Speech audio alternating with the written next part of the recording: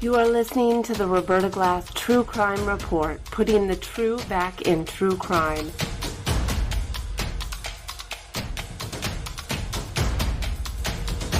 From New York City, Roberta Glass is now on the record.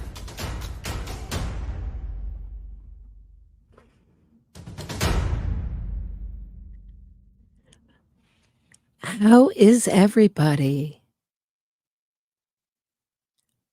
Wanted to talk today about Wendi, Adelson, and why she drove by the crime scene or didn't drive by the crime scene, as illustrated by that fantastic video collaboration between two of my favorite YouTube channels, the Society page and Gibbers, Ghiberc,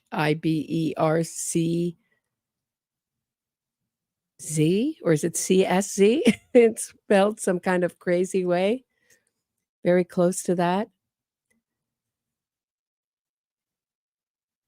But before I do, I wanted to get into your comments from last show. So many good comments. So I thought we'd just take a look at them and then we can get right into it. Annette, YouTube 742 says, open palms. The behavioral panel states the opposite of what Ms. Driver claims, and that this unnatural way of showing the palms is an attempt to appear honest and open. So last episode, we were talking about Janine Driver, the body language expert. Someone else left a comment that said that she claims in some interviews that she's been working for the FBI for 20 years. I'll have to look into that, but we went through her resume and she worked for the alcohol, tobacco, firearms department for a long time, and she gave one lecture about the Brady Bill to the FBI, but that's certainly not the truth about her background. I've also heard her to be described as working for the CIA too. So it's really funny that the behavioral panel says the opposite, and I've seen the same thing, that you're really trying to convince somebody when you have palms up. But Janine Driver says Wendi Adelson's palms were up. End of story. Forget everything else you know about this case. Kind of like, if the glove doesn't fit, you must acquit. If the palms are up, fill in the rest of that sentence. Adigo Wellness says, agree with you on the body language specialist. How did court TV qualify her? Could she have been planted by the Adelson PR camp? She is micro-minded, like she memorized a basic study guide. No emotional intelligence or emotional EQ. I assume that's the same thing. Like IQ, but emotional Q. Called herself an expert and claimed she worked for the FBI for 20 years. So yeah, thank you. That's the one I pulled that comment at 10:53. She's claiming that. Interesting. We'll have to take a look at that in a later episode. Obaya Jones says, Wendi Adelson, she's a very intelligent person. She knows mathematically she's the key suspect and will be for life. That one day her children will wonder who killed their father if she were in fact innocent. She'd do any and everything in her power to have this crime solved. There's no way in hell her obliviousness wasn't coming back to haunt her. Yeah, interesting point that she will remain a suspect for life. Hopefully it won't be for life. Hopefully she will eventually be indicted for this or something related to this. Even if they have to charge her with perjury, even if the Castigar issues are such are really significant in this case. And they go much deeper. Had a lawyer really explain it to me, his research on it, and it goes much deeper than what Tim Jensen has argued. What's your sign? 3910 says, I think Wendi was unnecessarily offering up her info and making these weird statements because she thought it would make herself look innocent and to give her some plausible deniability. She was probably hoping that they would never look into her family, but just in case that they did, she wanted to insulate herself. She's awful. Great point. All of them really great points. But what I want to say about the crime scene is you have to think back to the original plan. So we know now from the jailhouse calls that Donna and Charlie, excuse me, I had to cough, were very bothered about the fact that Wendi both bought bullet bourbon and bothered by the fact that she drove by the crime scene. You have to remember that this was meticulously planned. So Wendi was supposed to have her time with the TV repairman, the member of the Geek Squad, and then go along to have lunch with her friends or go about her day. It was never planned for Wendi to drive by the crime scene. But another thing that didn't go as planned was Jeffrey Lacasse decided to leave early on his trip. So I want to go back to Wendi's statement to Jeffrey Lacasse. Why did she tell Jeffrey Lacasse that her brother looked into hiring a hitman about a year ago and it would cost either $15,000 or $50,000? Jeffrey Lacasse couldn't be sure of the money amount. Well, here's what I'd like to say about it. It was a challenge. I think Wendi likes to live on the edge. She likes the excitement of showing a little bit of her hand. And it was a challenge to Jeffrey Lacasse. What are you going to do about it? So she had to know that this was going down, and Jeffrey Lacasse was going to be hauled in as a suspect, maybe even really hauled in, maybe even charged. And what a feeling of power. He would have been screaming at the top of his lungs. Wendi told me this, but Wendi had told all her friends that Jeffrey Lacasse was jealous and unreasonable and maybe even a little threatening, the same things that she said about Dan.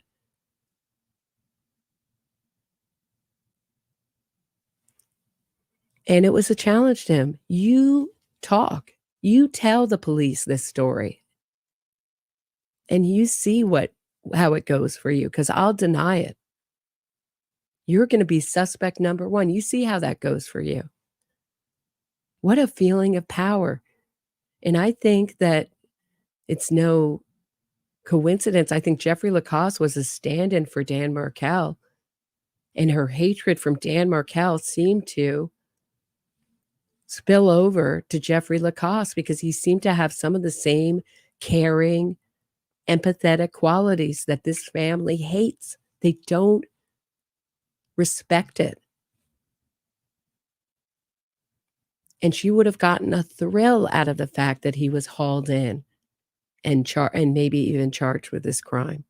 I don't think it would have gotten that far, but that was the fantasy. That was the joint fantasy that this family has. And as we know by the jail calls, this family always hopes for the best. So one reason she drove by the crime scene is she couldn't help herself. But the other reason was that it was another challenge. I'm going to get as close to the edge as I can and just see how good I am at denying it. It was just a coincidence, guys.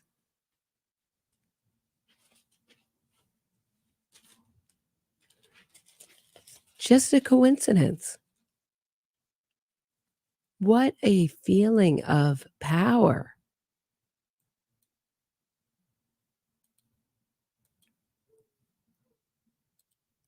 And thank you so much. Love is a four-letter word. Merry Christmas, Roberta, to all the viewers. Happy, blessed 2024. Thank you very much. Yeah, it is a crazy time of year, isn't it? I ran over here to do this live stream for my bestie girlfriend's Christmas party. Hope it's a good one for you too. Love is a four-letter word.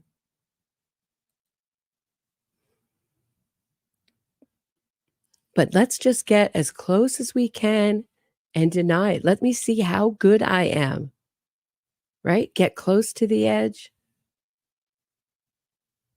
I can drive by the crime scene, but Jeffrey Lacasse, right? Because Jeffrey Lacasse is already taken care of as a suspect. Now I'm a little less of a suspect. He's a suspect, right? I can just check things out. I think she wanted to see Dan Markel's body. It was the ultimate feeling of power and victory for Wendi Adelson. She had to see it for herself. And if she couldn't see it, if it was roped off, she wanted to take the kids to the hospital and traumatize them just so she could see the ultimate expression of her power and her family's power. She won. It's over. And it's really a dark place to be. But I think she took immense pleasure in imagining Dan Markel's body, the state of it. He was always achieving more than she was. And remember, this is a family of achievements, of things. They have no respect for all the values that we think are so important. Love, caring about other people, helping other people. It's just what they can get and how they're perceived as a winner. And what is more an ultimate expression of her winning than driving by that crime scene and seeing it for herself? I mean, when I think about it, I think about Wendi just like the image is Wendi taking a sword and stabbing Dan Markel's body with it and screaming into the sky. Like this is the ultimate expression of her power and what she can do. Right. So part of that power is making something untrue true. So how do you make something untrue like Jeffrey Lacasse doing this, ever doing this, true? You said so. I think it's all intricately connected, and we're going to finish up, hopefully, or get closer to finishing up today with her in police interview. She's 1 hour from walking out that door and never walking out again. And you have to think that that's also connected. She had to know, as the person who commented, that she would be a suspect, that people would think that she did this. And I think she wanted people to know that she did this.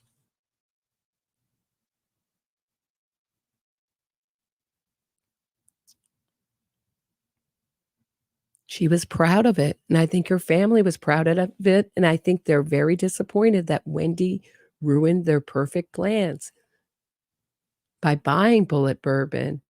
And I looked at Deep Dive True Crime put up the invite to the Stock the Bar party. And it says on the top of it, bring Bullet Bourbon or some other spirit. How can that even be true? Because you know that if you send that out to 75 people, unless that was just an invite for Wendi, and in that case, they would tell her to buy Bullet Bourbon and not tell her to buy something else, maybe too. If that went out to everybody, they would have 75 bottles of Bullet Bourbon or 45 bottles of Bullet Bourbon and almost nothing else. It would have been the Bullet Bourbon Bar. So I think this was made after the fact, maybe by Harvey, maybe by Wendi, maybe by someone. I don't know. I'm not buying it as an authentic piece of anything. And boy, do I think it was a good decision by the judge not to allow it in. It's a PDF. It's a file. It's not a piece of paper. And I didn't see any writing on it. The way I heard about it was that it was written on Bullet Bourbon. Instead, I saw a kind of tag at the top in the design, is what I'm saying. It was in the design. That doesn't even make sense. I've never even seen an invitation like that ever in my life. All right, I'm going to take a quickie break. When we get back from the break, we're going to go over Wendy's interrogation or police questioning. She calls her mom, Donna. This is the famous part of the interview, and she's talking to Sarah, the victim's advocate. Interesting stuff. Don't go anywhere. Meet you on the other side of the break.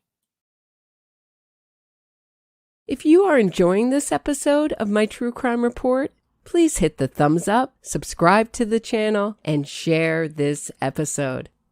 Get access to exclusive podcasts and other bonus content by becoming a patron today. If you have a question or comment for me, shoot me a super chat and I'll do my best to answer it and read it on air. Thanks so much. Now back to the show.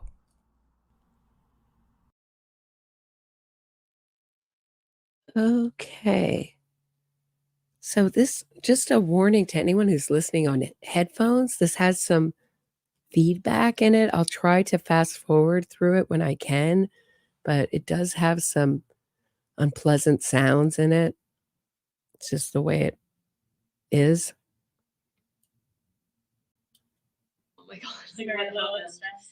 Now that's why Manuel's called twice, and it says it's from Park City. That's where his wife is from. So either he never changed his cell phone. That's possible. He either never changed. I've never talked to Manuel outside of school. So either. And he's the dean of the law school.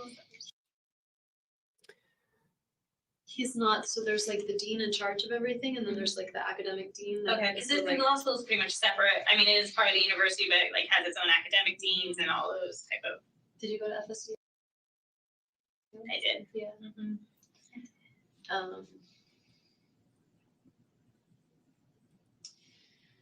Did they do the one book, one campus thing when you were there? Did they pick up books? Did you go undergrad or master's? Or? Both. Yeah. Were you in social work? I was.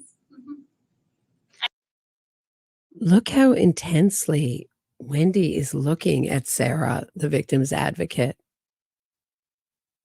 If you didn't know better, what would you think? If you didn't know anything about this, if you just saw this picture, I would think it was a second or third date between two women. And that is how Wendi rolls, very seductive. Remember the beginning of this? We're besties. We're besties, guys. Sarah, we have the same skirt. I know my husband was just brutally murdered, but I think our faces look alike. Don't our faces look alike? We could be twins. Same skirt, faces look alike. I had friends who were victim advocates. You saw me give a lecture, and you saw my friend Jane give a lecture. We're very important people. We're not the kind of people who would say conspire to murder our husbands, ex-husbands, excuse me. But Sarah, like I said, was getting a little bit onto Wendi. She gave her some busy work and said, I'm not giving you busy work to do. And she comes back and then she lays it on thick again. I graduated fall of, I think, 2011. It's just found out.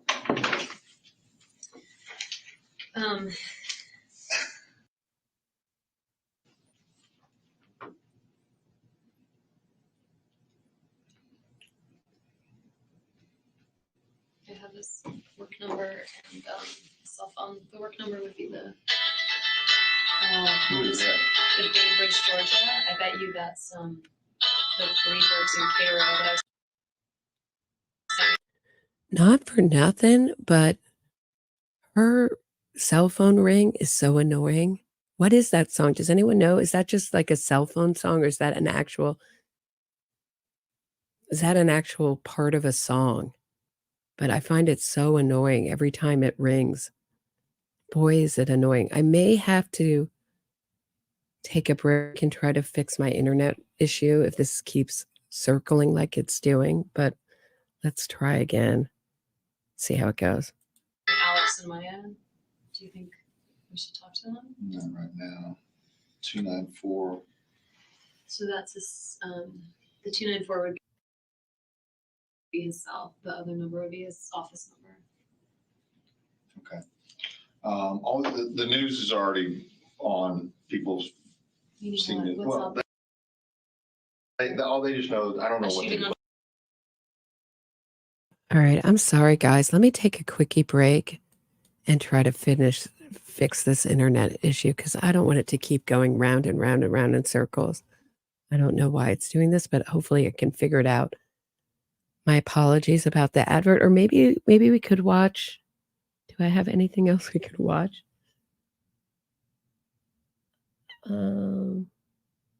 Yeah, I have this piece from the newly named Craig_R's newly named channel, Donna and Charlie Adelson's airport adventures. Let me try to fix the internet. Take a look at this, and I'll be back in a second. I know you already testified about this, but does an innocent person say if they had any evidence? Right. Katie's saying it's the police, and I'm saying that we're innocent. They're not going to have any evidence to show we were part of something that we were part of. If we had any part of this, we'd be going to the airport right now. And I Isn't still say it the true, same Doctor, thing. that they're not going to have any evidence because you were careful? No, because we weren't a part of this. You were smart. No, we weren't a part of this. You walled yourself off from I was the sure killers. they're not going to have evidence to show I did something I didn't do. So we're not running to the airport. You're untouchable, right? No. Donna Adelson was arrested right here at Miami International Airport on the jetway as she was getting ready to board a one-way flight to Vietnam. That's a country without extradition to the United States. Now she's in custody in Miami, waiting to be transferred to Tallahassee.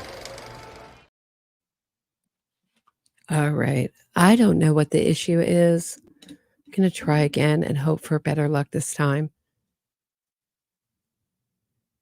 My apologies. Let's try one more time.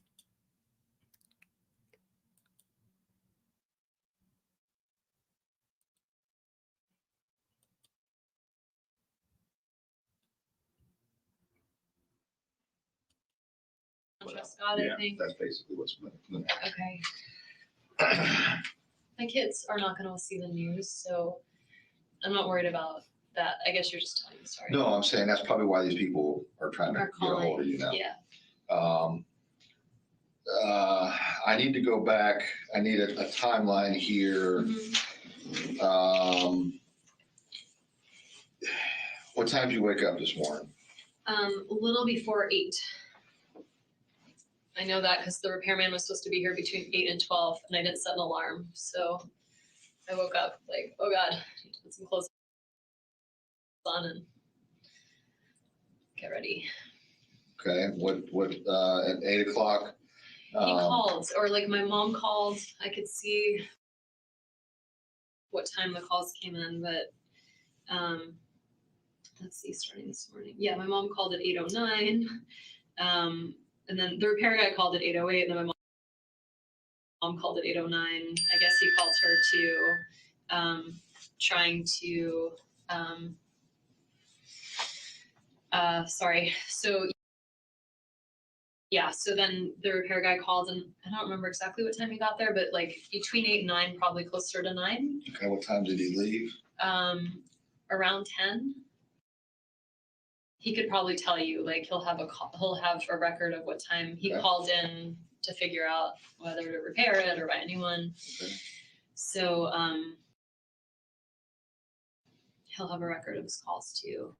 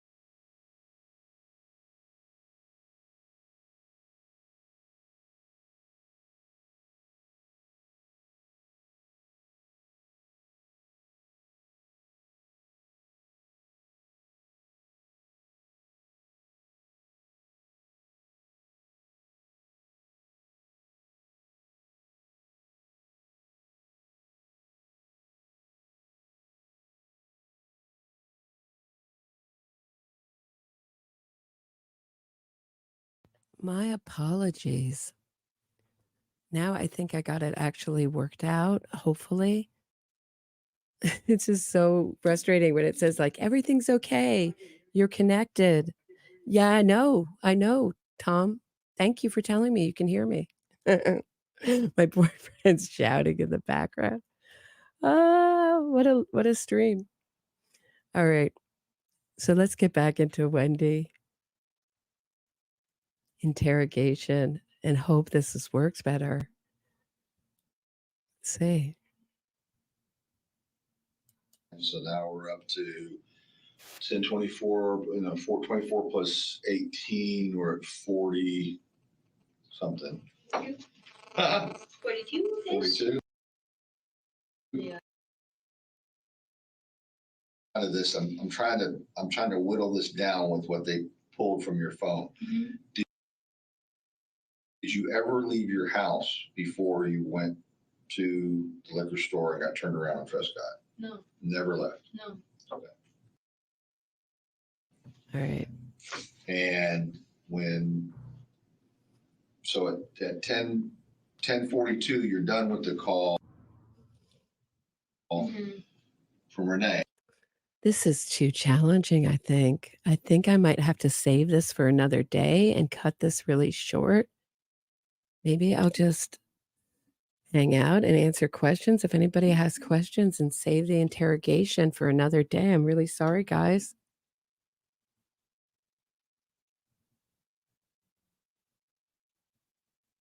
Do you have anything you want to ask or talk about?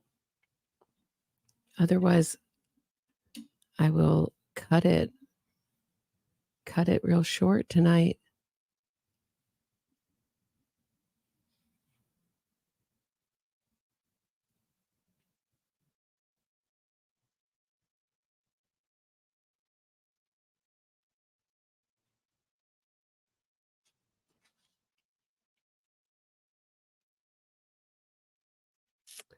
Okay. Thanks everybody for listening. I'm on my way to my hometown tomorrow. So oh, you're welcome, T. Oh, here. T. Cancella. Hey, Roberta, thanks for your content. Do you think Wendy's boyfriend will stick around? I'm always amazed by people like this. We've seen people who marry people who've been convicted for heinous crimes. Excuse me. Charles Manson was never short a girlfriend. At the end of his life, he was looking to get married. It seems like there is a subsection of men who are attracted to these kind of women. I don't think they admit it to themselves.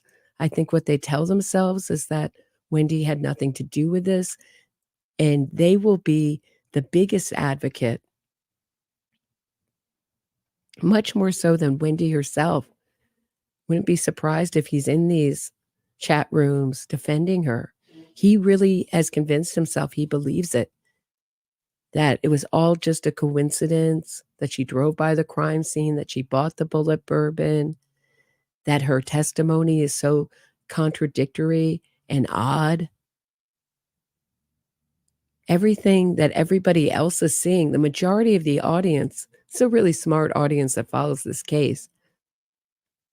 And I was surprised that Charlie Adelson's, as dumb as his defense was, it wasn't any dumber than a lot of the other cases I've talked about that have supporters, meaning his theory wasn't dumber than any of the other alternative theories in true crime cases that I try to dispel or debunk. So I was surprised that he didn't have more supporters in his trial. Although Donna was like, everybody told me, Charlie, right? Everybody told me you were wonderful on the stand. Not guilty. That's what they all said, not guilty. The jury was stupid, right? That's what Donna said. So Donna would either it was all of Donna's friends text messaging her, or maybe she was finding something on the internet that I wasn't. But yeah, I think he will stick around for a while. And usually these people are the kind of people that they can use and manipulate. So yeah, they kind of, a lot of times these kind of women put their hooks in the Jeffrey Lacostes of the world. Jeffrey Lacoste described himself as a Mr. Rogers kind of guy. Oh, thank you so much, Matt Schneider, for the super sticker. I appreciate it.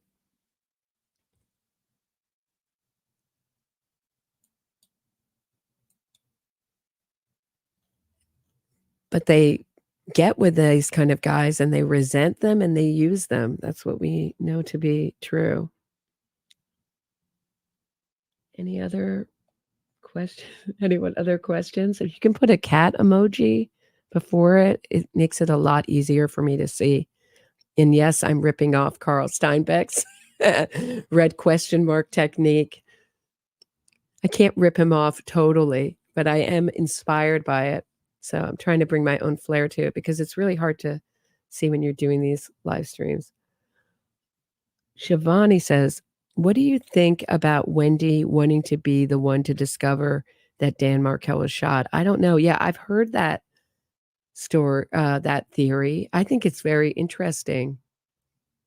And certainly if that was the original plan for Wendi to say, oh, I was just driving by on my way to get alcohol, taking the shortcut. I love in this interrogation how she says it's like the shortcut, like it's a fact. Well, I was taking the shortcut, guys. Everybody knows it's the shortcut. It just makes me laugh every time.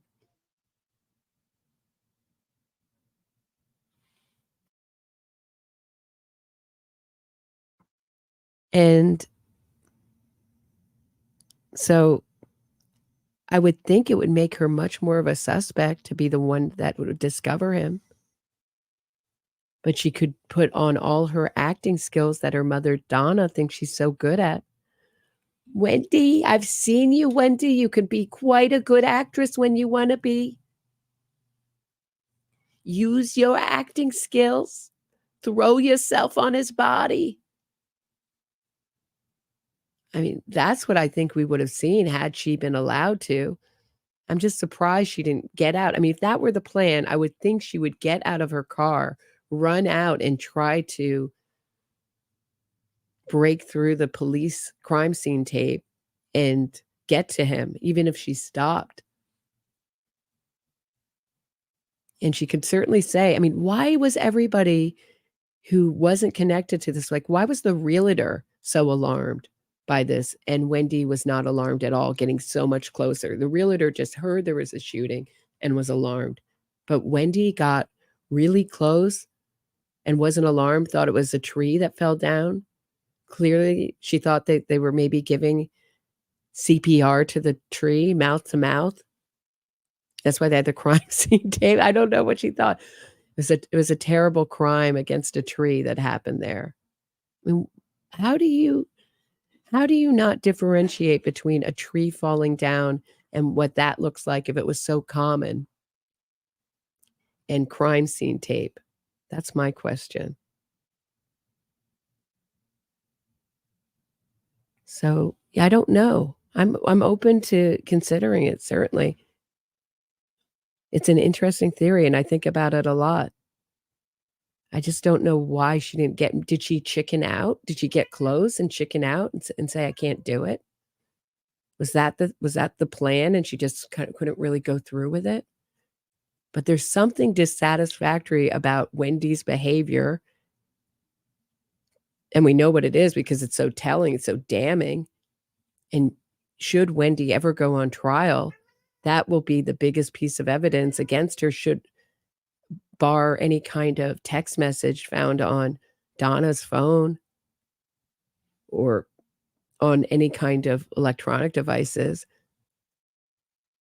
But you'll see as you get into this police questioning, she's saying, you want to go through my laptop? She was ready for the police to look all through her laptop. She was prepared, fully prepared, and didn't want her laptop back, which was so weird. She goes, I'm not going to be doing any work. Most suspects hate that. They want their laptop back immediately. Even my cat is upset about it, if you can hear him in the background. All right. Anyone else here? Yes, Murder by Maestro says, and I'm so sorry I missed your live. He's been doing great stuff. Craig has on the whole voir dire and the whole battle between Josh Dubin and the great Georgia Kappelman.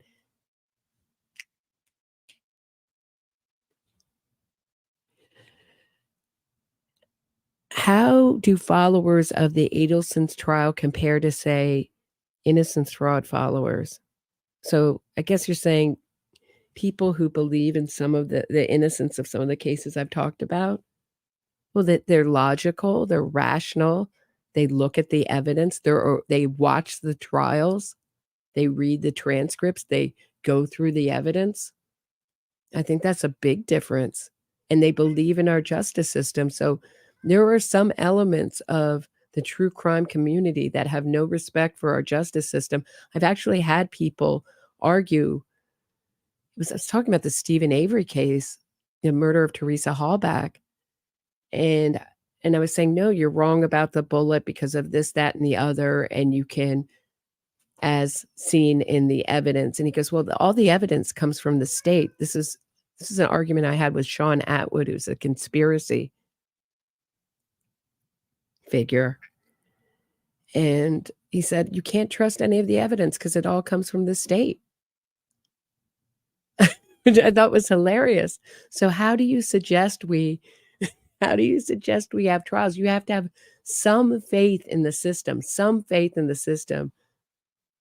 to follow true crime. Because otherwise you're just talking about ideas, and that's how the movement really manipulates, is through the media. There's no punishment for lying to the media, but there is punishment for lying under oath. So you can present a case any way you want in a documentary. You can leave out an entire other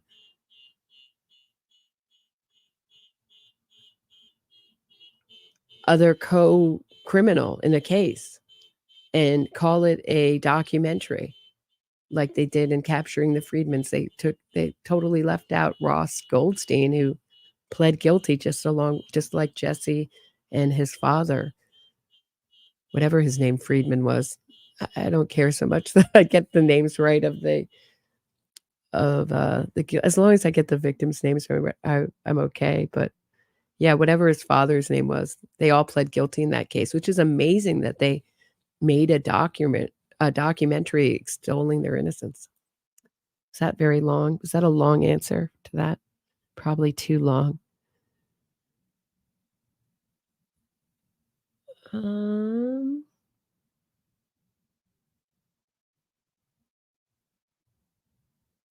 Anything else?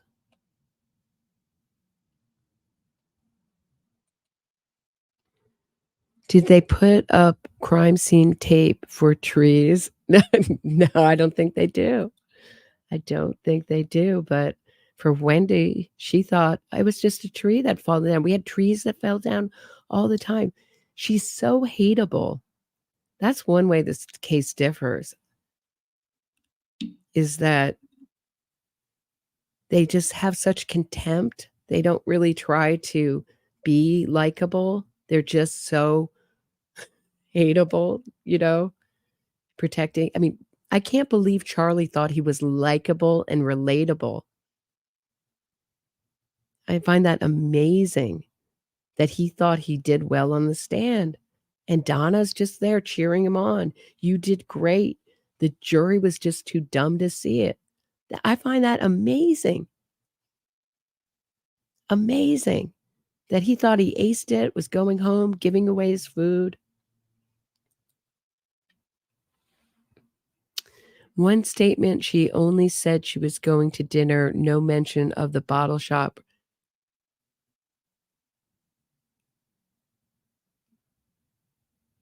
Right. Did I get that wrong? Didn't she say she stopped by? Didn't she say she stopped by and bought alcohol before she went out with her friends? Or did she leave that out with the police officer, Isom, and I got it wrong? Is that what your point is? Peace baby Jammo? Let me know. All right. What are your thoughts on the bite cases in Mississippi? If that's the case, I think it is. I'm just starting to look into it, so I don't know yet. I'm very slow to make up my mind on anything. But yeah, if that's the case, I think it is. I'm just starting to look at it. I don't know yet. Interesting case though. Reminds me a little bit. Okay. Hive Mind Concussion says, what do you think about Wendi having lunch that day with 2 psychiatrists and keeping 2 people in psychology, Jeff and Jane, in her web? Well, it's nervy, isn't it? Isn't that the ultimate expression of her arrogance, that she thinks that Jeff, with all his training, won't pick up ever on her psychopathy? He asks her at one point, he says, well, unless you're a psychopath, you must feel something about this. You're not a psychopath. And she goes, well, I don't know if I'm a psychopath or not, which tells me she probably does know there's something wrong with her. She does know that she's missing empathy. And her whole family encouraged it. How do you have a family that says to the eldest, why did you return the change? Why would you do something like that? And then mock him endlessly. So they don't respect it. They don't respect good deeds. When have you ever heard about the Adelsons doing things for others? It's always suing people, what they can get, their cars, their houses. Money is, really, they worship money and power, and they love revenge. That's this family. And what a family for Dan to marry into. But yeah, it's amazing that Jane didn't pick up on it. But if you've seen her Twitter account, she's like, she loves a cause, that woman. Maybe I'll share it next time. But Jane McPherson, you look her up. There she is with her mask and a million and a banner of ethnic women on her Twitter banner behind her, and talking about various causes. There's something very narcissistic about, in my view, of that woman. Now she's teaching at a different university. But very odd. And Sarah, the victim's advocate, I looked her up. I got full stalkerish on this on this case. I looked up Sarah, the victim's advocate. I was just so curious. She's moved on. She's moved up in the world to bigger and better things. So doing this kind of work, but for the whole state of Florida. Very interesting. Maybe I'll cover it next time. But yeah, she says she thinks she's that good, that these people, and she was that good. Jane still believes in her innocence and probably will argue till she's blue in the face that Wendi had nothing to do with it. Even as Donna is convicted, she'll just say that it was all done as a gift for Wendi, like a surprise gift. That's crazy. Like I've said it before, but I'll say it one more time. What happens when it goes wrong? Like, whoops, wait, you didn't want us to kill Dan? You didn't want us to kill the father of your children? Oh, whoops. Oh, too bad. Well, you'll find another husband. That's all right. The kids will get over it. They're at that age. They're very resilient. They're very elastic. Don't worry about it. You know, can you imagine? Can you imagine how that would go down? Like, whoops, sorry, guys. Well, that was a bum gift. We won't do that again. Well, let's just not talk about it because we all may be doing life in prison as conspirators in this.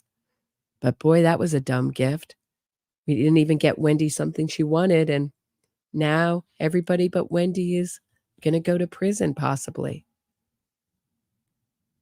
I just think that's the take that kind of bothers me the most because to my view, it's the most nonsensical.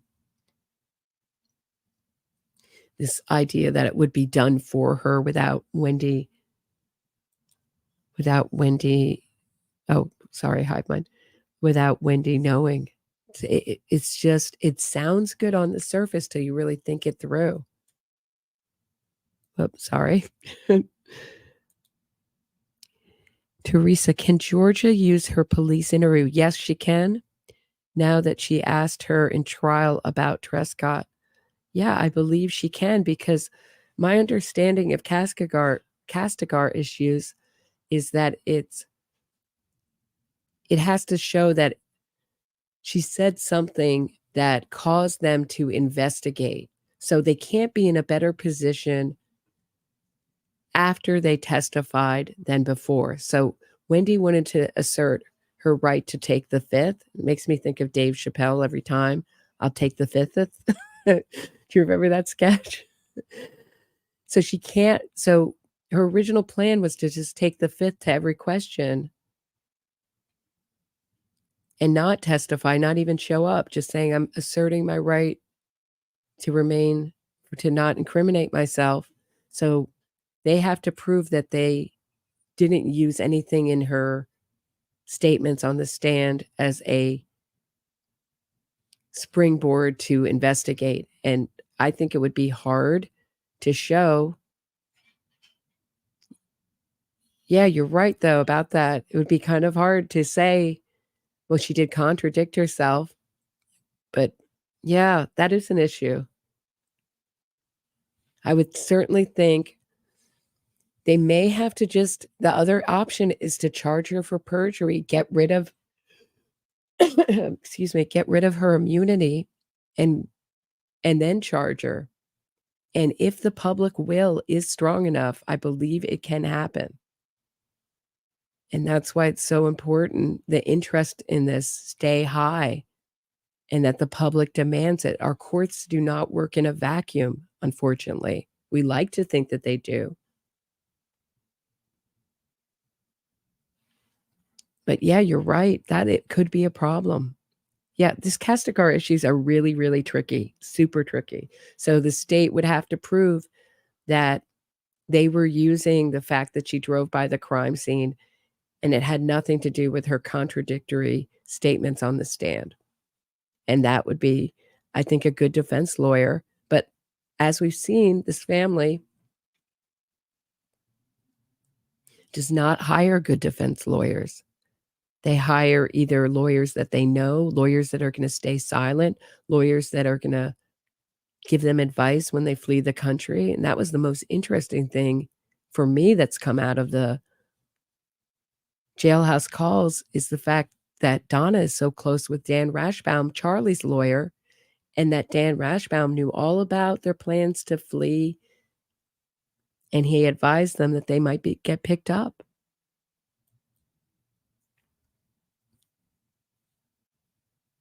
Yep. Would they freeze Wendi and Harvey's passports? Well, there's some sort of system, is my understanding. Actually, no, right? At first, I heard that they were on some kind of list, but then when the indictment came out, the reason Donna got picked up is because they called their neighbors who hadn't heard from them in years. I have to bring up that indictment again and read it to you guys again. It's such an interesting part. They're like, we have never hear from Donna and Harvey Adelson. What are they calling us for? Telling us all about their vacation plans and don't tell Charlie. Why would we tell Charlie? Why would we call him in jail and tell him? They were so bewildered, these neighbors, friends of Donna and Harvey. I mean, really, really more like acquaintances. hadn't talked to them in years. If they were friends, they had distanced themselves from Donna and Harvey in the past 5 years. And they called it into the police or the state's attorney's office. I can't remember which one. If I had to guess, it was the state's attorney's office. So that's how she got picked up. But yeah, they could be on some kind of watch list. Who knows? But I don't think anything's happening till after the new year. If Dan Markel's divorce lawyer is right and he lives in Tallahassee, he says that the word on the street, the beat of the city is that the momentum is to indict Wendi. I think the interesting question is, would she flee like her mother with her children? And you would think that she would do it better than Donna and Harvey. Go by boat, do something. Don't give them such a... I'm not going to give them any ideas, but certainly it's odd that they ordered their tickets the day after Charlie's trial and then left. They gave them a week. They gave the state's attorney's office and law enforcement a week to stop them. But I guess they felt that Rashi would keep their secret, and that's the way it would go, and that everything would be okay. That's another of one of the more interesting things that came out of these jailhouse tapes is their positive thinking. This family always thinks that the best is going to happen. Maybe because it has in the past, the best has always happened. Charlie nearly flunked out of dental school, didn't have enough credits to pass, and they got their close friend, a Broward County judge, to pull the strings and get him a diploma from dental school. So they've been telling themselves the best is going to happen. And I think they said that about the fleeing. But whether Wendi, how can they not connect Wendi? I think she knew more than anyone else knew. That's a good assumption. She certainly benefited more. She had the...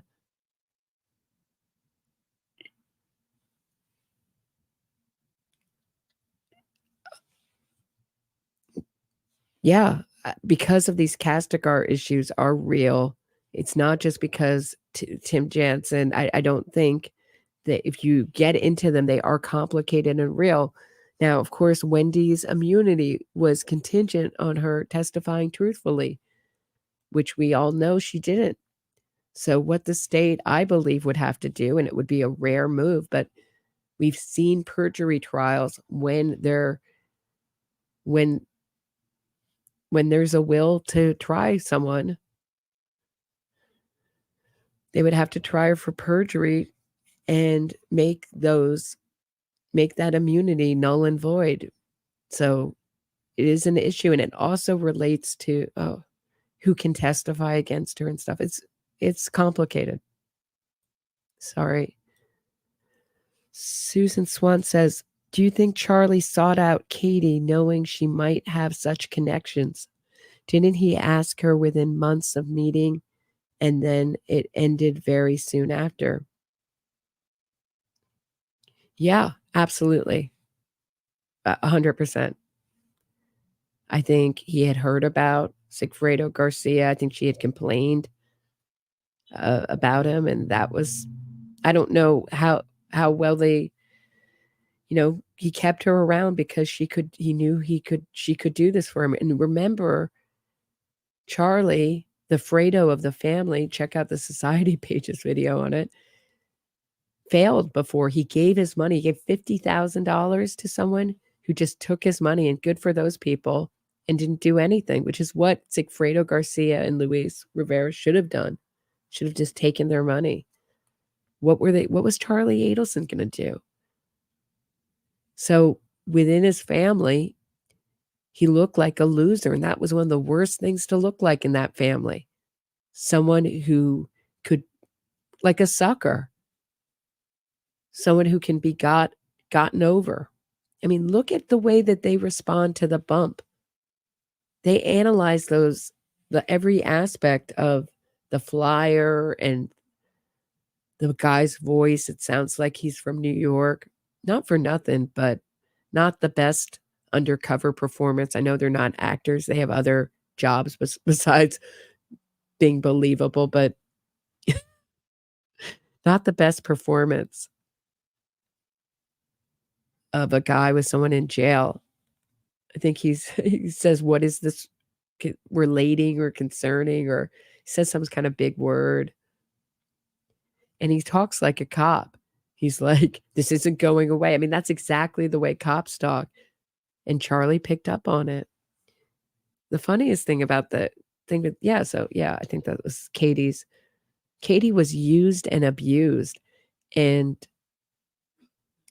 should show you some maybe next time I'll show you guys some of filing from Georgia saying, like asking the court to look into, because to Katie's lawyers, she had 3 private lawyers, 2 trials. She testified in Charlie's case trial that her parents were paying for it. How? Those lawyers do not come cheap. Anyway, Georgia, back around the Sigfredo Garcia trial, she was asking the court to look into the fact who was paying for Katie's lawyers. And that got rejected. They couldn't prove it. The state couldn't prove it. But I believe Charlie, because the minute Katie, now she's being represented by public defenders. 2 have already told the court they can't represent Katie because they went to FSU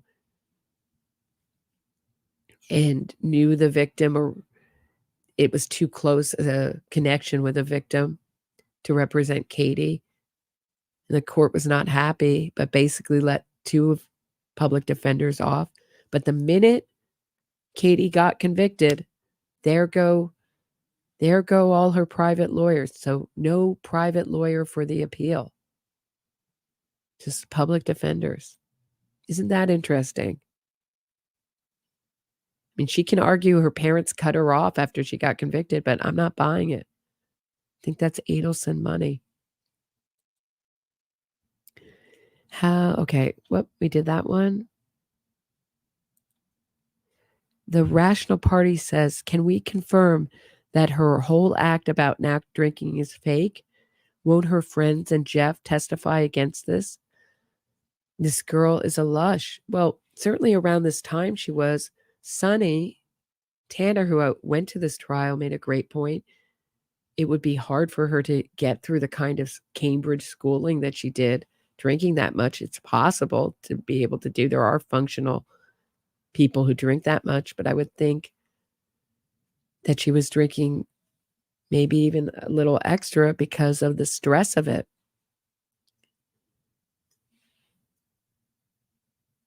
So it's kind of interesting how much Wendi is a product of her family and how much she was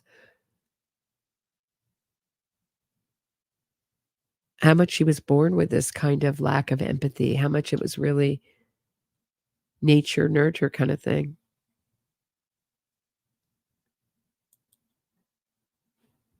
Colin Pippi says, Roberta, yes, she follows the script from Basic Instinct, doing friendships with psychologists.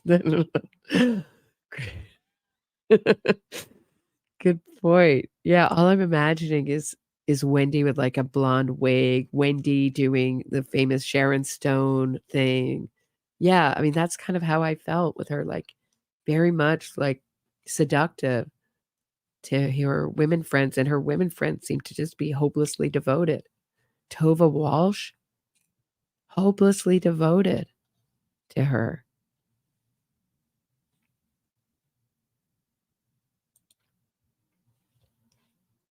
Roberta, do you happen to know much about this Bree Price woman? I don't. I found those calls, at least the ones I heard where she's talking about the kid and stuff, not very interesting to me. I would be curious why people are interested in them.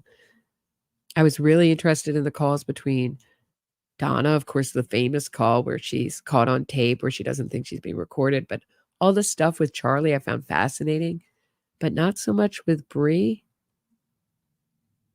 So I don't know much about her.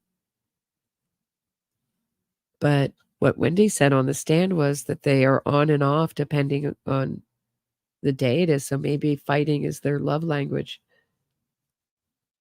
I haven't heard any of that fighting on the jailhouse calls.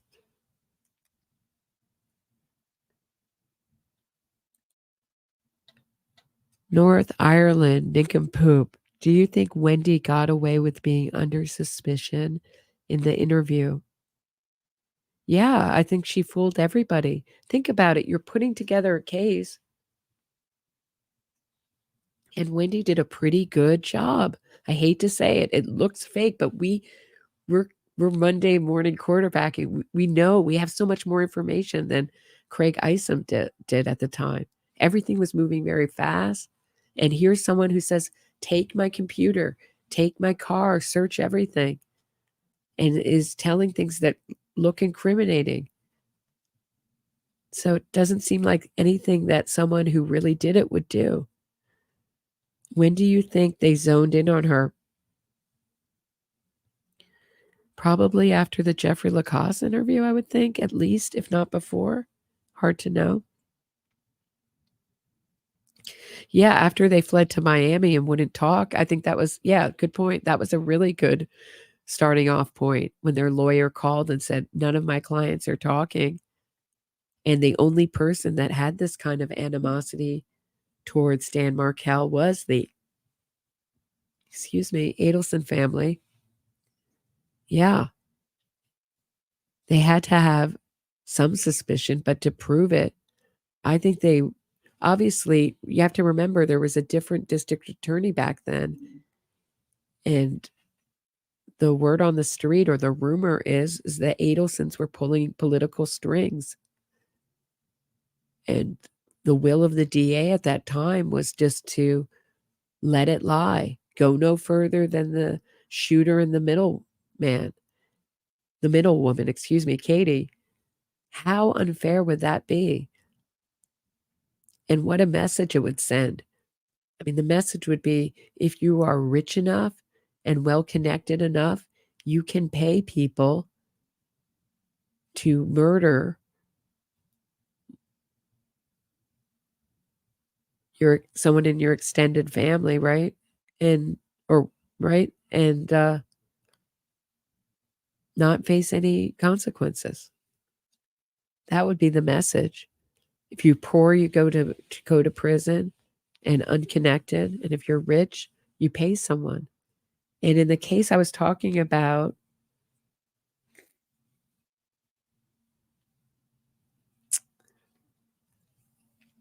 Maria Marshall, that case, he got the most time. So the ex-husband the shooter got off with a fake alibi. The middleman cooperated with the state, and the husband who arranged it all got the death penalty. So a lot of people feel that they're the most culpable, the Adelsons, because they made it happen. Without them, none of this would have happened. Without the conspirators getting this plan and putting it into action and paying for it to happen, none of this would happen.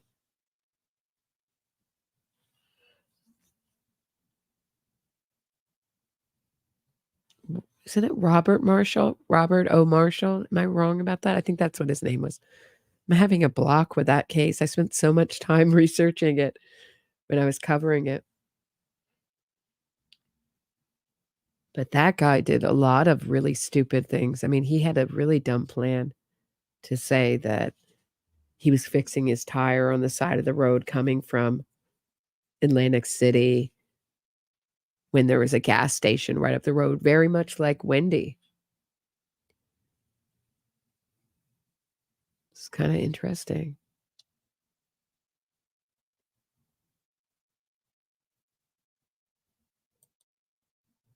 Truth for the Boy says, but Roberta, Harvey's birthday gift the following years was the boys' names were changed. Good point.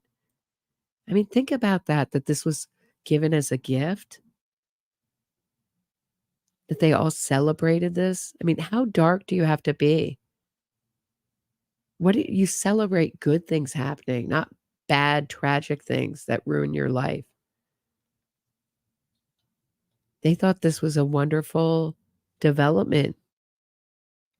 And the fact that it's so disconnected from Wendy's children and from the grandchildren that Donna claims to love and want to be near is even creepier to me.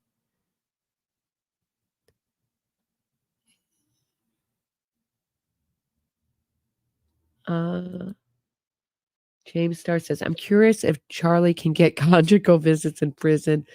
His housekeeper, wink, wink. That's Janice. I think I still have a picture of her. Hold on. Should we look at a picture of her? She has that Charlie Adelson woman look. Here she is. That hard in the face. Katie has the same look. I was looking at Katie on the stand today. That really hard look. Like tough and done. That's what I can say. And she's very concerned that she's going to get kicked out of the house. She also calls herself a doctor when she's not. So that doesn't speak very well of her character. But pretty interesting. Very much the same look as Katie in my mind. But no, I don't think he can get conjugal visits. I think the days of conjugal visits are over for most places. Maybe California. Just looking at a documentary about a brother in Canada who killed his sister. And in Canada, they have these kind of visits with the family, with the parents. So they have these like little motor home type things on the prison property, and the family comes and spends a weekend where they all cook, and they had like big, huge knives for cooking in this thing. I was like, wow, that's a lot of trust the Canadian prison system is showing. They must have a lot of faith that he won't do anything with those big knives.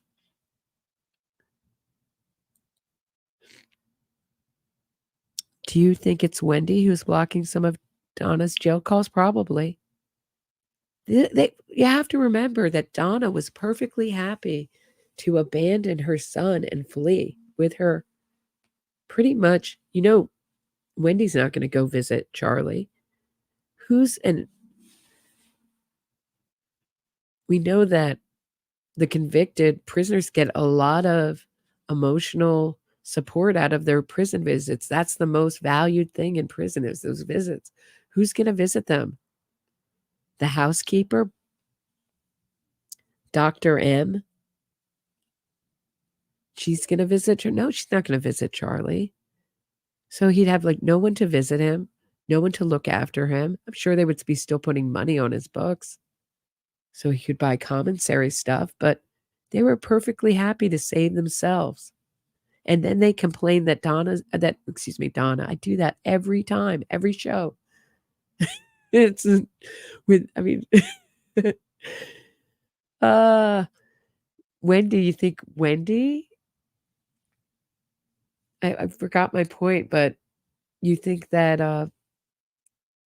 it just shows that money's the important thing. Of course, she was going to put money on Donna was going to put money on Charlie's books, but Wendy's not going to take care of him. They were mad at Wendi for turning their back on them and not helping them out. She could talk to me. Well, she can't talk. Harvey's in the back like, she can't talk about the case. Well, she could talk about the case as a lawyer who doesn't talk. There's like this hysteria. It's like this pitch of hysteria that she reaches. And I said it before, but I'll say it again. It really illustrates how Donna's world is divided now into those who talk and those who don't talk. Who's listening? It's like a world of, it's a very paranoid mindset. Sounds like a nightmare. And there must have been some relief in getting caught at the airport. Some. Not a lot, but some. A little bit. If there's any tiny silver lining for Donna, it's that she doesn't have to worry about getting caught and when that hand comes down on your shoulder from behind you. And I would have loved to see that tug of war between the officer and Donna and her cell phone. Okay, that we did that one.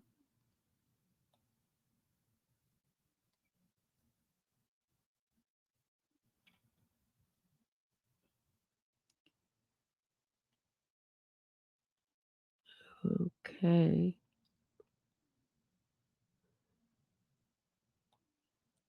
Teresa Bridges, do you think the state will arrest Harvey before Wendi? No. Do you, Teresa, think that will happen? I think Wendi has to be next because Harvey is the most challenging. So if the way I see it is this case is being built like a house.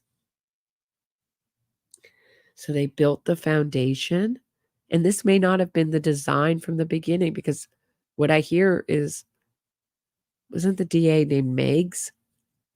He had no will to indict the Adelsons at the time, so he wanted it to end with Katie.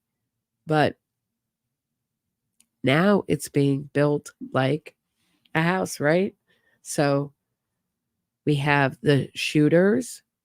We have, of course, Luis Rivera cooperated, but we have Sigfredo, then Katie, then Charlie, then Donna, then Wendi, and then the most difficult. So it goes, now it's going in order of difficulty. The easiest was Charlie. He implicated himself the most.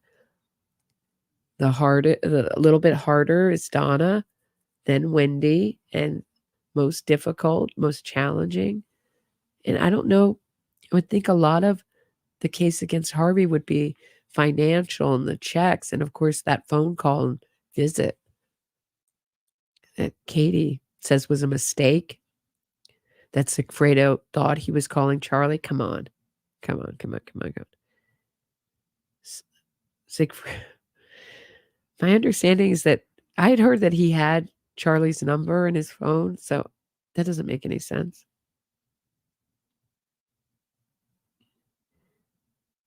No, I'm not, Trip. Thank God. But I am dealing with I got an illness that it's like a combination of my illness and my asthma being triggered off into like a horrible illness last month. But yeah, I still probably sound a little bit off. So I'm finally dealing with the end of it. Thanks for asking. Anyone else? Because we can just close it down. But the people who were saying Wendy's going to be indicted before the new year, I thought that I'd love to hear that. Gives me pleasure to hear it, but you would think that everyone's dealing with the holidays and that those offices wouldn't be on full, working on all cylinders. Teresa would trying Donna and Wendi together. That's what I asked Carl Steinbeck on one of his lives. Could they be tried together? Yeah, that's what Dan Markel's attorney said in a recent interview on Law and Crime, that he thinks they will be tried together. And I'm not a lawyer, I wouldn't know. But if there is, my understanding is that where that benefits the state is when there's a lot of the same evidence. So you can have two juries and you don't have to present it twice in two different trials. You can present it once to two juries.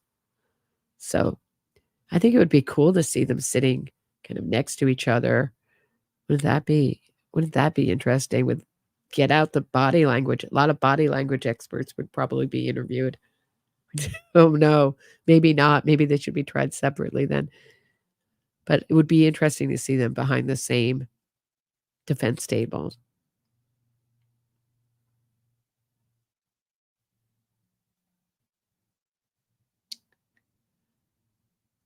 Do.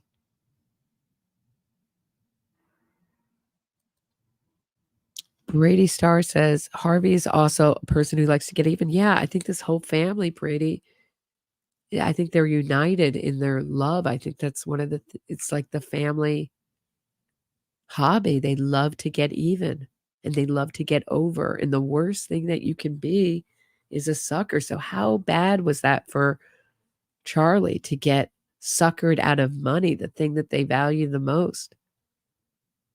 And look like a schlub, look like a schlub, like a fool, like a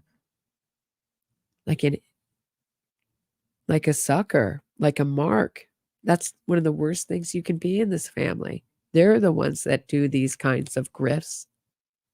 And if you weren't listening the other night, I was talking about how Charlie participated in a sumo wrestling contest for ESPN, and he didn't sign the waiver, which means like he didn't sign the legal release saying, if I hurt myself, I take responsibility, I won't sue you. So he didn't sign it, hurt his wrist, then sued ESPN.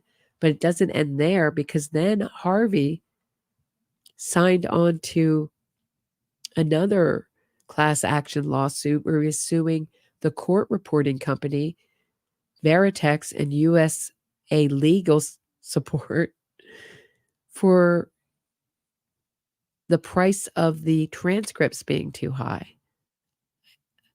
I mean, these people never stop. I mean, have you guys taken a look? I mean, let's look at their friend Ryan Fitzpatrick and his scam. So, yeah, part of his scam was, so this is a video that Murder by Maestro did. Let's just take a look at it. Part of his scam, do I have it pulled up? Let me see.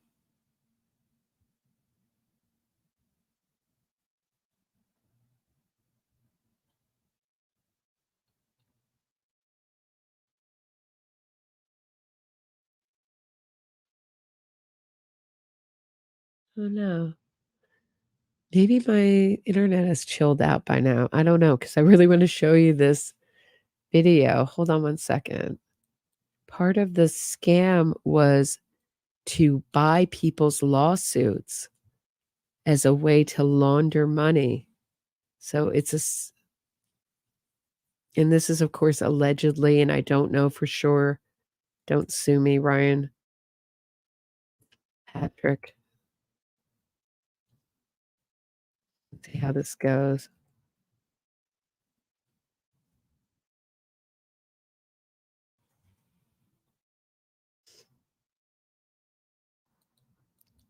So Ryan Fitzpatrick says, I was buying people's, sounds like he was buying, like,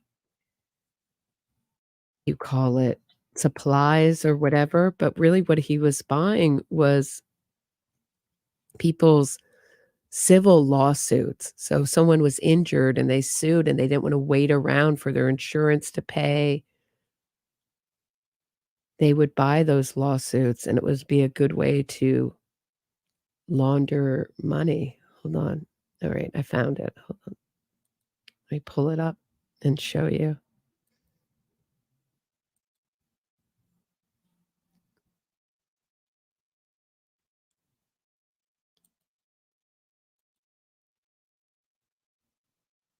Here we go. Patrick. Oh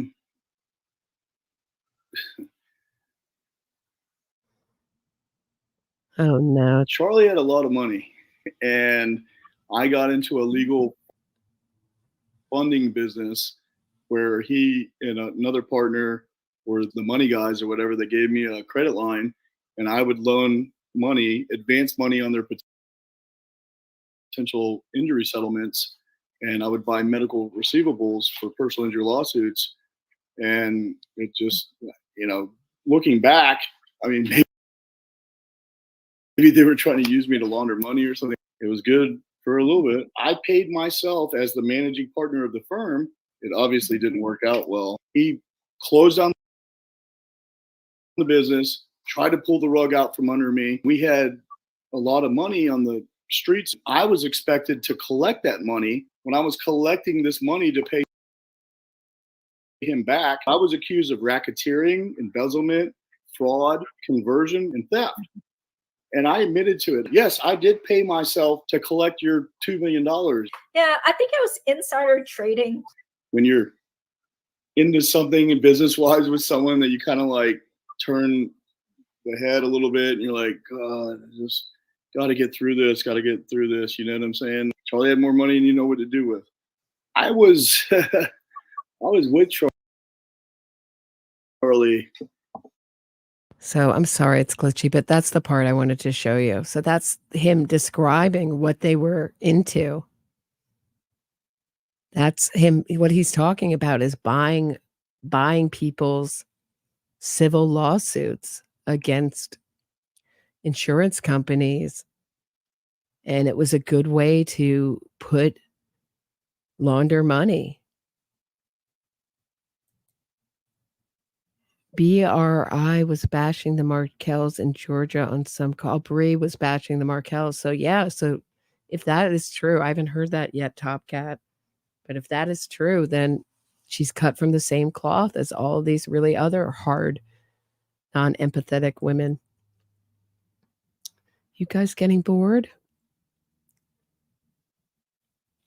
Try to get near the... But I think that's a part of the story, and that's what makes Murder by Maestro, not just because he's my moderator and we talk about this case not on the air, but what makes his channel really valuable, he has up all now the voir dire stuff, and it's very interesting. Things that aren't, like smaller things that aren't talked about, that really give you a little idea about this family.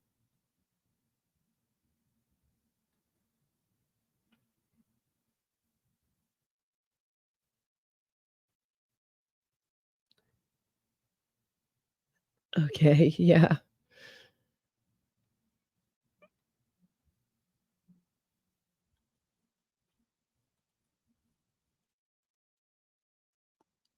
Okay.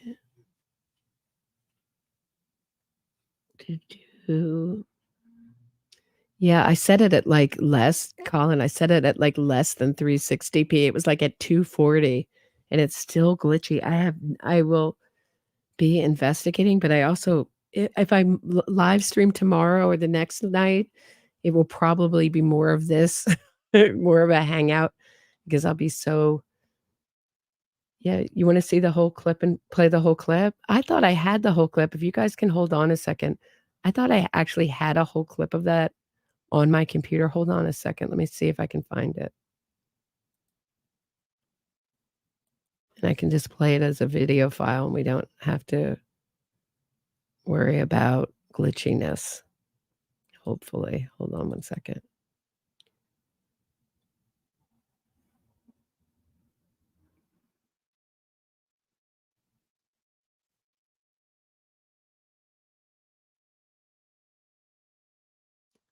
But I may have imagined that.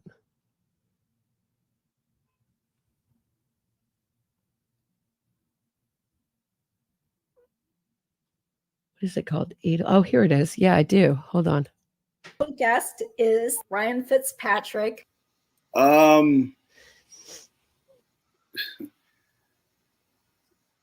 Charlie had a lot of money, and I got into a legal funding business where he and another partner were the money guys or whatever. They gave me a credit line, and I would loan money, advance money on their potential injury settlements, and I would buy medical receivables for personal injury lawsuits. And it just, looking back, I mean, maybe they were trying to use me to launder money or something. It was good for a little bit. I paid myself as the managing partner of the firm. It obviously didn't work out well. He closed down the business, tried to pull the rug out from under me. We had a lot of money on the streets. I was expected to collect that money. When I was collecting this money to pay him back, I was accused of racketeering, embezzlement, fraud, conversion, and theft. And I admitted to it. Yes, I did pay myself to collect your $2 million. Yeah, I think it was insider trading. When you're into something and business-wise with someone that you kind of like turn the head a little bit and you're like, God, I just got to get through this, you know what I'm saying? Charlie had more money than you know what to do with. I was with Charlie. I was with him that day, and he was in surgery. I had an office in the back of the dental office that he was doing surgery in. He freaked out, and I was like, what's going on? And he's like, oh, so-and-so just got arrested. He would call me, and it would be like a 45-minute conversation every day, repeatedly. And I was with him that day. Oh, okay. Interesting. How big was Charlie's steroid business? Oh, yeah. He had a steroid business. No, he was caught on wiretaps talking about selling steroids and selling weed. He wasn't selling. He was just an idiot that was trying to be cool to get something for someone as a middleman and to like probably benefit himself. No, Charlie didn't sell steroids. I do recall hearing some wiretap where he was talking about selling steroids to somebody. Yeah. No, Charlie was not selling steroids. It might have been like a conversation where like, hey, I know a guy, I can do this for you. And no, he didn't have a steroid business. That's ridiculous. But no, I just told the truth. So I wasn't worried at all. They know what I did. They know who I am. I sent him a picture of my driver's license. I said, around, find out. I was like, come get some. No, I wasn't worried. I can understand that question, but no, I wasn't worried. No, I'm not worried. Good question, I guess. I don't know. No, I'm not worried at all. I don't know. It's like June said, it was like a fairy tale. What's that? Oh, he was banging on my door. Huh? Oh, jeez. Okay. Okay. No, I wasn't worried about those idiots. Okay. But don't be sorry for me. It's it's trying to do the good work. I just wanted my steroids. What? Yeah. A lot. And he blew it. Mm-hmm. See what it's like. Okay. Mm-hmm. Okay, sure. Illegitimate allegations that Back in 2016, when people got arrested, not many people in South Florida knew it. Mm-hmm. Yeah, he also spoke, both of them spoke on maybe he would show up. Okay, how did Charlie make his money? Do you believe a person can get a... Please what's like. Okay. Sorry. Oh, jeez. Huh? Okay, well, we'll try to wrap it up quickly then. Okay, that was random. Okay. Okay. So that is that. How do Oh, I know what I do. Let's get Ryan out of here. So that is from Murder by Maestros. Excellent channel. Encourage everyone to subscribe. Sonny Tanner, I have a new episode out for all my Patreon subscribers with Sonny Tanner, where we discuss the Adelson family, her experience at Charlie Adelson's trial, some of the things she feels about the Adelson family. It's a really fun episode out now for all of my Patreon subscribers. Just today. Finally got that, finished editing that.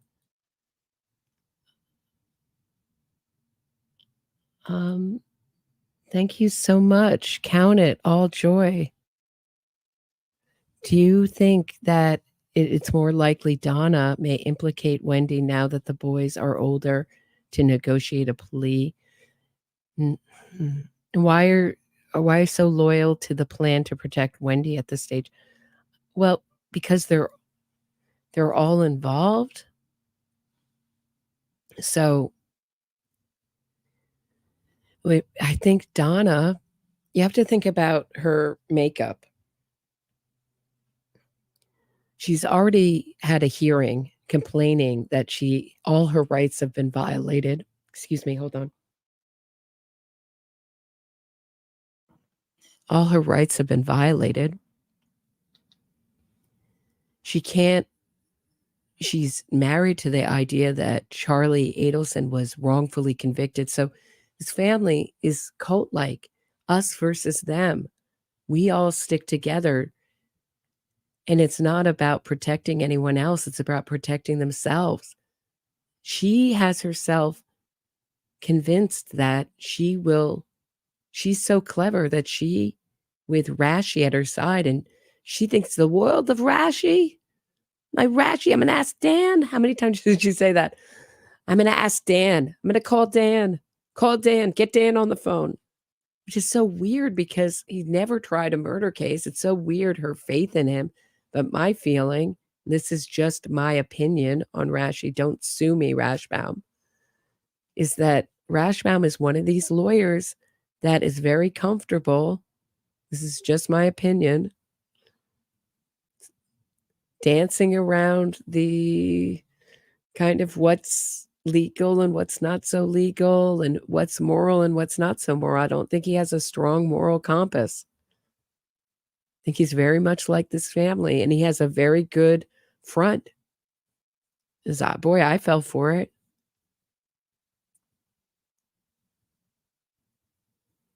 But there he is advising them, and you might get picked up if you're really planning on fleeing, you might get picked up.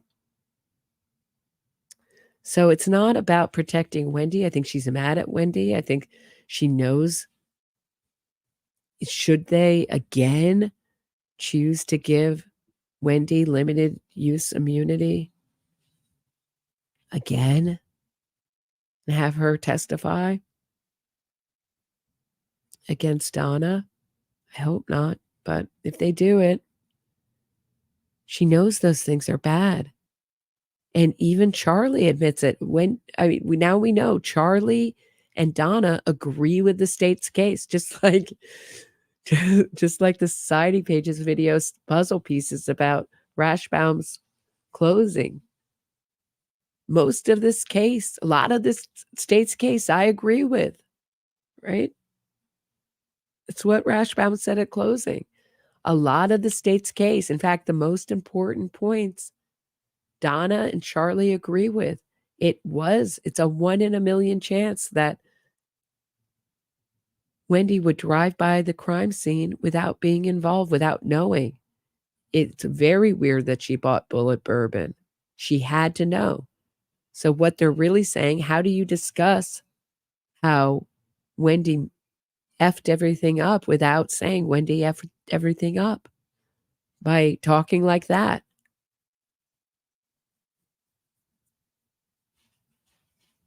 So I think she's going to go to trial. I think she's going to lose.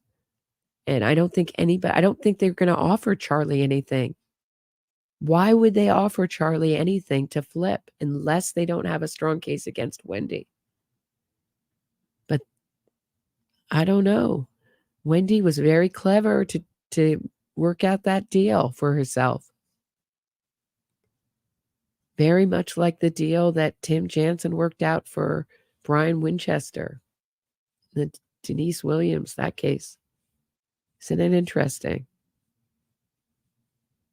It's just like, I just wonder what people know and that they're not talking about that's going on behind the scenes with people like that. So thank you very much for your very generous super chat.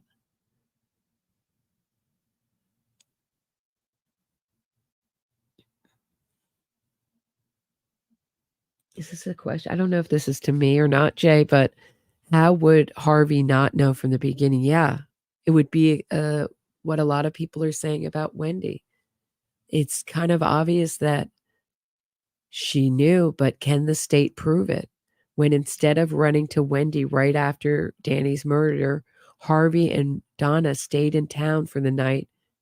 Instead of running to Wendi right after Danny, Harvey and Donna stayed in town for the night to give money to Charlie and Katie. He 1,000% or 10,000% knew. Yeah, absolutely. But can they prove it? And I would think it would be based on those checks. I mean, he could say, oh, Charlie owned the business. I didn't know that these checks, Donna was writing these checks to Katie. I would think it would be proved that way, but I don't know. I mean, that's just a hunch. I don't know. And we don't know what evidence they found.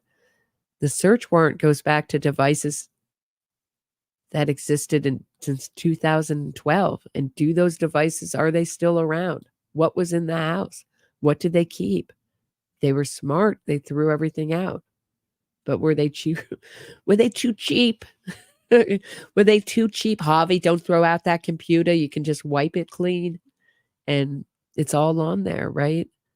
It's kind of a interesting part of this. I'm really curious to see. My hunch has always been that Donna would be very paranoid about talking on her cell phone, but not text messaging. And that's just from what I've seen in other cases. People get very comfortable texting.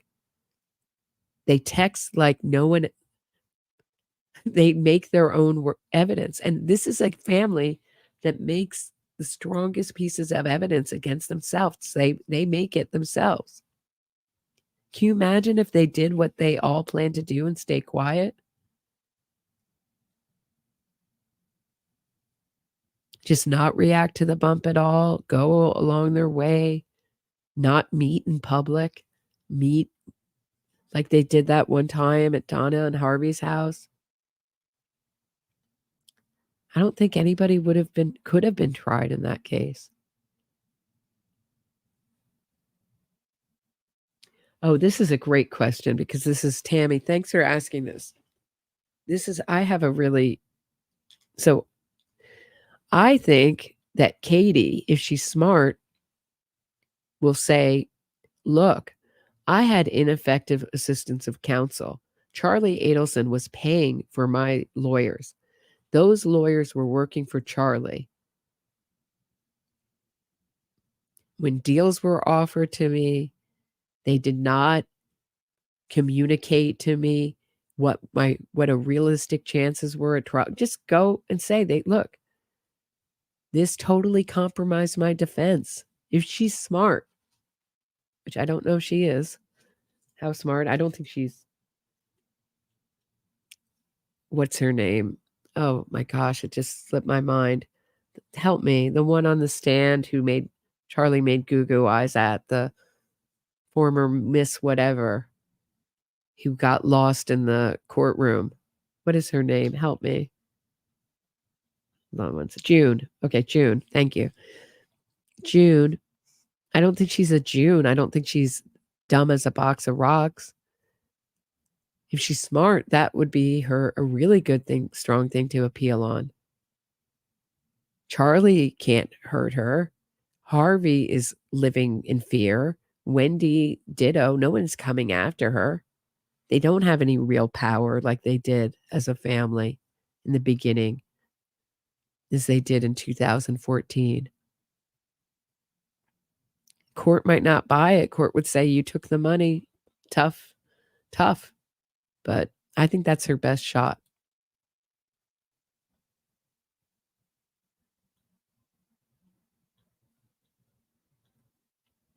So that's what I'm thinking about a lot. Why doesn't Katie go that way and then tell all? Because I think why she didn't tell all is because they were still paying for her lawyers. I mean, look at the court filings. The minute Charlie gets Katie gets convicted. It's court-appointed lawyers. And I know they're not appeal lawyers, but still.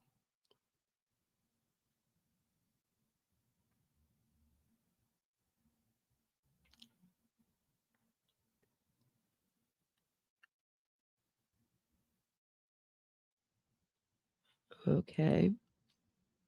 Breeze Coyote says, did Charlie hand over $135,000 like Charlie testified to?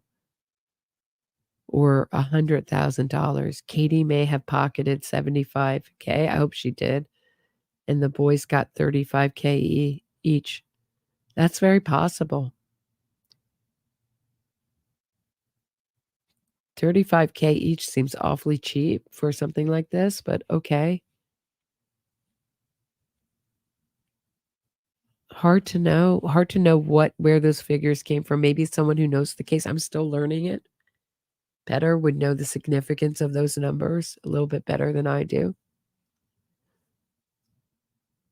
I'm still going through these court filings and pulling up what I can. Actually, do I have that? I don't know how interested you are. I don't know. I'll make sure I have it. I'll try to get the really crucial parts of that filing and show it to you, where George is arguing that Katie's lawyers were paid for by the Adelsons. It's what we all knew instinctively. Thanks, Sonny. It was a great interview with you on my Patreon. Am I just catching it? Okay. Rashbaum with the money sign. Okay.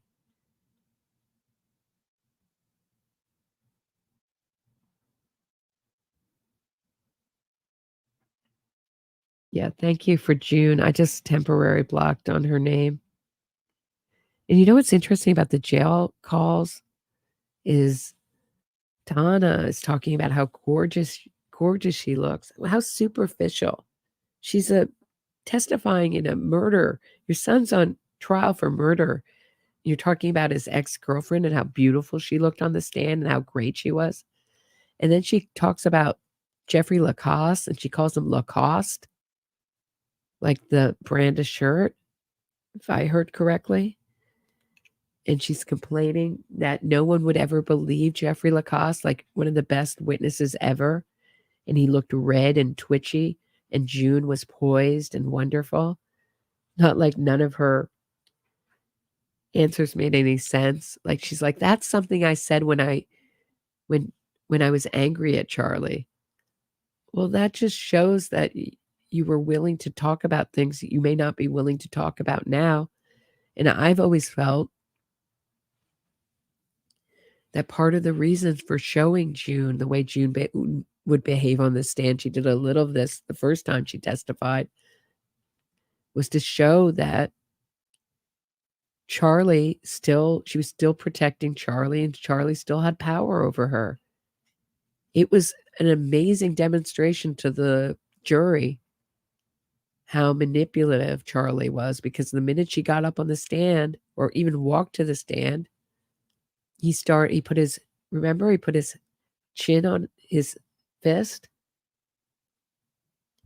and started making goo-goo eyes at her. It was uncomfortable. I can't believe the judge allowed that to go on. But thank heavens he did, because it really showed that how Charlie can manipulate people and still has power, even over the witnesses. And Georgia Kappelman is a very creative kind of prosecutor. One of the things that makes her really fun to watch. And I think that was part of her strategy. Love to ask her about it. Yeah, I don't think they're going to give anything to Sigfredo. So Truth for the Boys is saying, do you think Sigfredo has info? Yes, he does, and might talk. But would the state want to give him anything? No. As the shooter? No. Try coming to the Markels. It depends maybe the Markels think it's more important for Sigfredo to get a deal and for Wendi to get indicted. Maybe. That could be a possibility. But as is, I think they have all the evidence they need against Donna. And I'd be interested to hear how the Markels feel about Harvey. I'm sure that they would love to see Harvey indicted too. But as Georgia Kappelman has said, we haven't seen all the evidence in this case.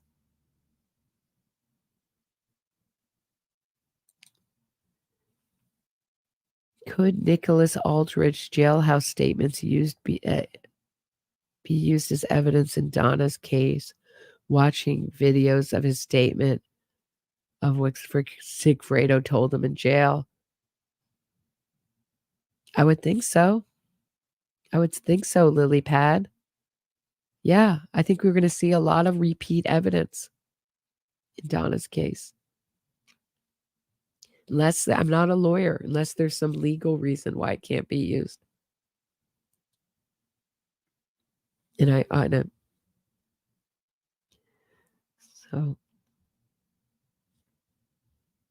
yeah, I would think a lot. That's what we've seen before, which is a lot of the same evidence, a lot of the same witnesses testify and testify to the same things. Even Wendi, right?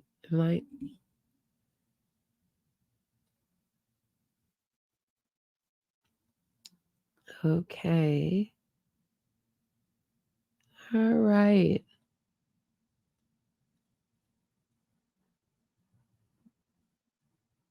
I think this might be a good time to wrap it up. Oh, wait, hold on, Woodall. Here's some. Roberta, how about an episode just on the Adelson, Inc. Magbanua, Garcia, and the lawyers going back to 2014? So I was thinking, that's funny, Woodall, because I was thinking today about just doing an episode on Katie. So great minds think alike there. But so maybe I will do an episode just on Katie. And obviously a big part of it would be that filing. It did get rejected by the court by Georgia Kappelman, asserting that the Charlie Adelson was paying for Katie's lawyers. I would love to know what they've spent altogether. I mean, think about what a disaster. And I don't mean to say this to say feel sorry for the Adelson family, because they have been free too long, according to me. But what a disaster if you think, they were telling themselves that this was a great plan and everything was going to go perfectly. And what a disaster. They have spent millions in legal fees only to see everyone get convicted by lawyers. You have to remember, Georgia Kappelman is not making the big bucks that defense attorneys are making in this case. She's just not. She gets, a couple $100,000, I would think. It's probably public what she makes in a year. That's it. Rashbaum probably made, I don't know, at least $500,000 in Charlie's case, if not more. And Katie had 3 lawyers, 2 trials, and Sigfredo Garcia. It has to be $3 million. It has to be. Or maybe a little less. I don't know. Spend all that money to get nothing. They must be so bitter about it. And that's what we heard on the jailhouse calls. They hate the people of Tallahassee. At one point, Charlie calls them inbred. Remember that? So real resentment for regular people. Oh, thanks, Truth for the Boys. I will get rest. Unfortunately, not before Christmas. I'm on my way to travel tomorrow, but so if I am off tomorrow, if I am on tomorrow, maybe just be a hangout like I don't know, maybe not exactly like this, but much looser kind of episode. I just don't have the time because I'm traveling to prepare the way I usually do. Although it doesn't look like it, right? By this episode, I really was prepared. I have all my notes. Okay, but we'll get back. We'll get back to Wendy's amazing police interview in the new year. Have a great night, everybody. Thanks for listening. And thanks for your patience. And thank you, everyone who donated.